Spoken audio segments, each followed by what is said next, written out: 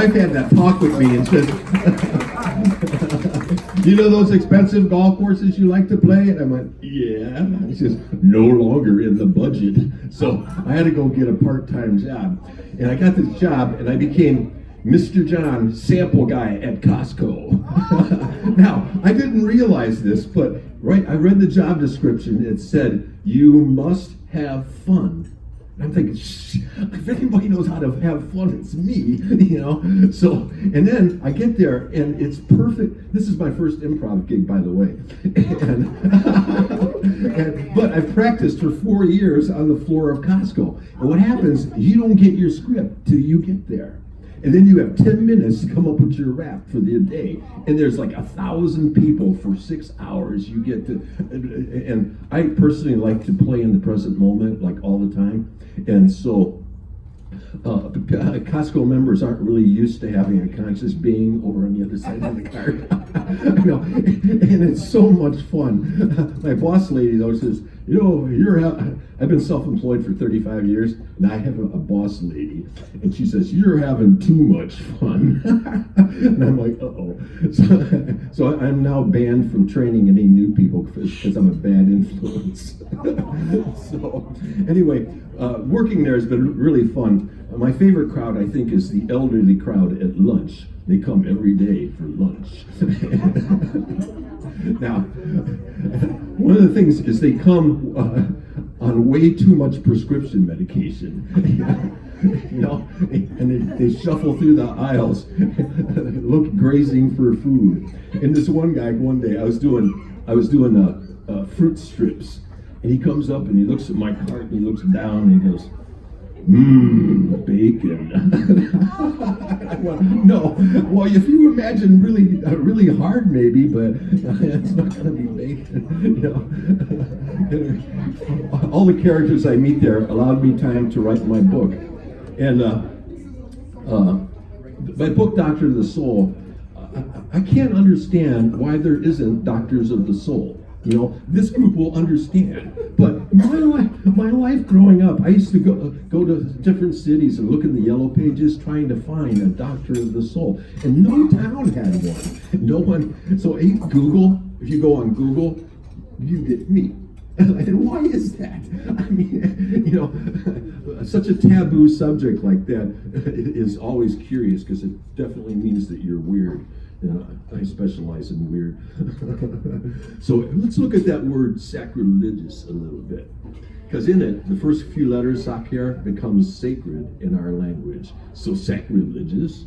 So when you stare into that word, interesting what you should see. My favorite astrologist that I get weekly updates for is Caroline Casey. She makes me laugh.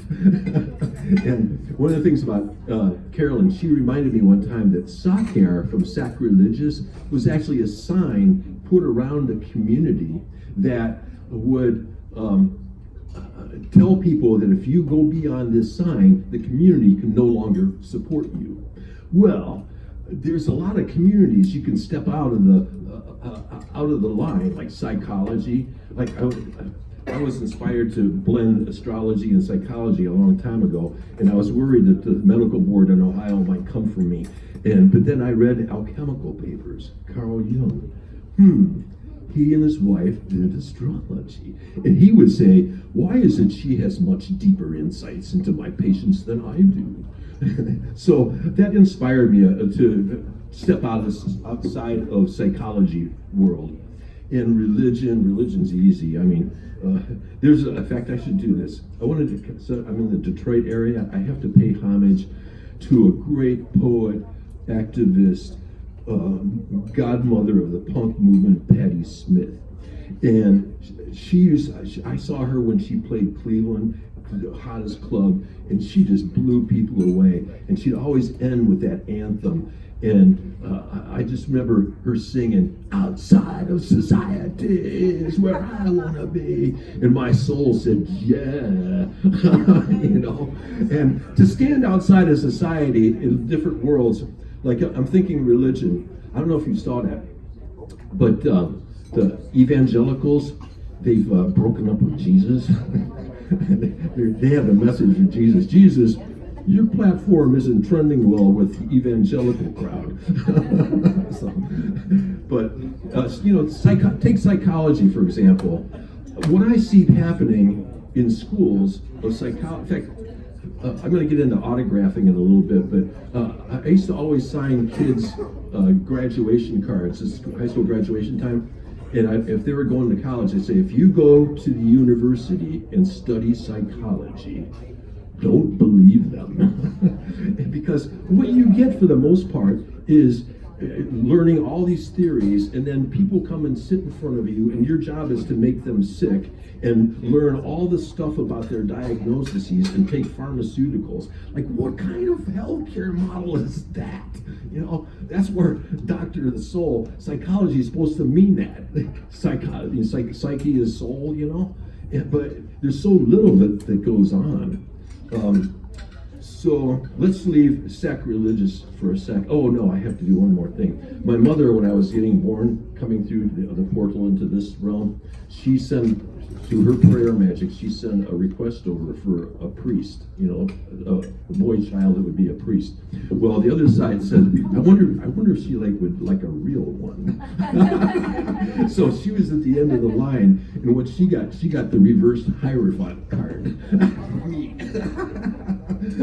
Doing it with Uranus in the first house, so I have to do it the most unusual way possible, otherwise it won't succeed.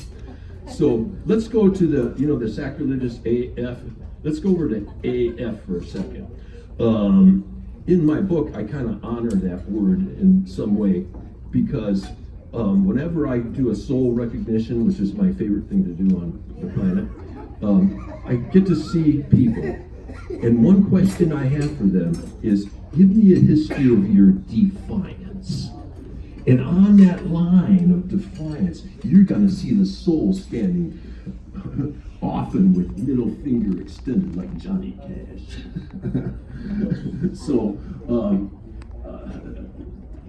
when I feel people's defiance, I see what they really are standing for.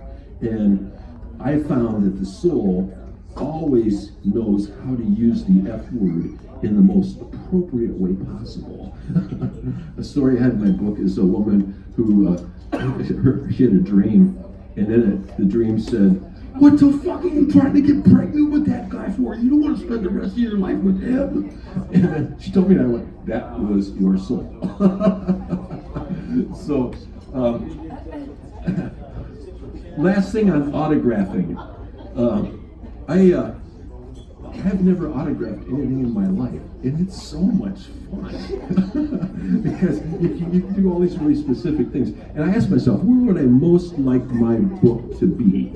And I thought, the Jung Institute in Zurich, Switzerland. So I contacted them, and they were really nice. And my book is now in the library archives of the Carl Jung Institute in Zurich, Switzerland. And I have to tell you, how I autographed it? It was so fun. I figured my book's going to be in his library archives. So I autographed it to all weird and defiant souls who may study here. Blessings on your path. So, thank you so much. And to this crowd of weird and defiant people, blessings in your paths, and don't stop. If you want to buy my books at the bookstore.